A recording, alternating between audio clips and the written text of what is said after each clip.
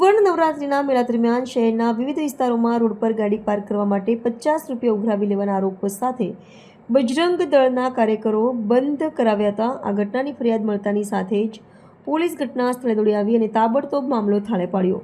હાલ સુરત સહિત દેશભરમાં નવરાત્રિનું ધૂમ મચી રહી છે। હર કોઈ માતાજીની પૂજા અર્ચના કરવામાં વ્યસ્ત છે, સાથે માતાજીના ગરબા ઘૂમી રહ્યા છે। સમગ્ર વિસ્તાર માતાજીની આરાધનાથી રંગાઈ ગયું છે।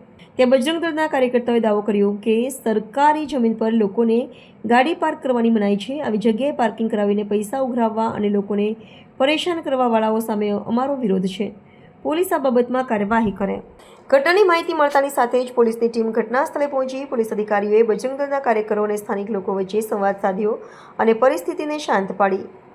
પોલીસે બંને પક્ષોને સમજાવ્યા અને આવી કોઈ પણ પ્રકારની ફી વિના લોકોને પાર્કિંગની સુવિધા આપવા નિર્દેશ આપ્યા।